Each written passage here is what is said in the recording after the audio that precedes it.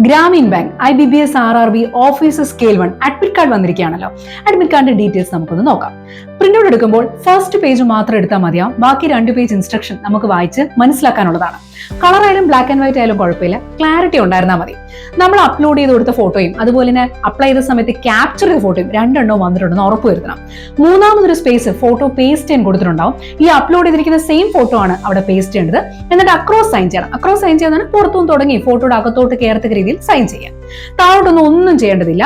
ഈ പേസ്റ്റ് ചെയ്ത ഫോട്ടോയുടെ ഒരു അഡീഷണൽ കോപ്പി കൂടെ കരുതണം. ID പ്രൂഫ് ഏതെങ്കിലും ഒന്ന്, ഒറിജിനലും വേണം, കോപ്പിയും വേണം. ID പ്രൂഫ് ഏതൊക്കെ പറ്റുന്ന അഡ്മിറ്റ് കാർഡ് തന്നെ വലിയൊരു ലിസ്റ്റ് കൊടുത്തിട്ടുണ്ട്.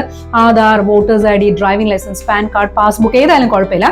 പക്ഷെ അഡ്മിറ്റ് കാർഡിലെ പേരും നമ്മുടെ കൊണ്ടുവന്ന ID പ്രൂഫിലെ പേരും സെയിം ഫോർമാറ്റിലായിരിക്കണം. പേന കൊണ്ടുപോകണം വർക്ക്ഔട്ട് ചെയ്യാൻ. റഫ് പേപ്പർ ഒക്കെ എക്സാം സെന്ററിൽ തരും. സ്റ്റാമ്പ് പാഡും ഗ്ലൂ ഒക്കെ മെൻഷൻ ചെയ്യുന്നുണ്ടെങ്കിലും അത്രയ്ക്ക് കമ്പൽസറി അല്ല, മിക്കവാറും എക്സാം സെന്റേഴ്സിലൊക്കെ പ്രൊവൈഡ് ചെയ്യാറുണ്ട്. അതുപോലെ തന്നെ നമ്മുടെ വെന്യൂ നമ്മൾ കൃത്യമായിട്ട് നോക്കണം. നമ്മുടെ എക്സാം ടൈമിന് വളരെ മുൻപ് തന്നെ എത്തിച്ചേരാൻ ശ്രമിക്കണം. അല്ലെങ്കിൽ ഇപ്പോഴത്തെ റോഡിന്റെ അവസ്ഥയിൽ നമ്മൾ ഡിലേ ആയി പോയി കഴിഞ്ഞാൽ എക്സാം എഴുതാൻ നമ്മൾ പെർമിറ്റ് ചെയ്യത്തില്ല. എന്നാൽ ആ കൊടുത്തിരിക്കുന്ന സമയത്തിന് എക്സാം സ്റ്റാർട്ട് ചെയ്യുമെന്ന് വിചാരിക്കരുത്. വേറെ കുറെ പ്രൊസീജിയേഴ്സും കാര്യങ്ങളുണ്ട്. അതിനുശേഷമായിരിക്കും എക്സാം സ്റ്റാർട്ട് ചെയ്യുന്നത്. എക്സാം സ്റ്റാർട്ട് ചെയ്ത് കഴിഞ്ഞാൽ 45 മിനിറ്റ്സ് ആകുമ്പോൾ എക്സാം എൻഡ് ചെയ്യും. ആദ്യമായിട്ടൊക്കെ എഴുതുന്നവർ പറയേണ്ട യാതൊരു ആവശ്യമില്ല. നിങ്ങൾക്ക് വേണ്ട ഗൈഡൻസ് ഒക്കെ പ്രൊവൈഡ് ചെയ്യാൻ അവിടെ ഇൻവിജിലേറ്റേഴ്സ് ഉണ്ട്. എന്ത് പ്രോബ്ലം വന്നാലും, ഒരു ടെക്നിക്കൽ ഇഷ്യൂ എന്ത് കാര്യം വന്നാലും ടൈം ഒന്നും വെറുതെ പോകത്തില്ല. അപ്പോഴേ ഇൻവിജിലേറ്ററിനെ ഇൻഫോം ചെയ്താൽ മതി.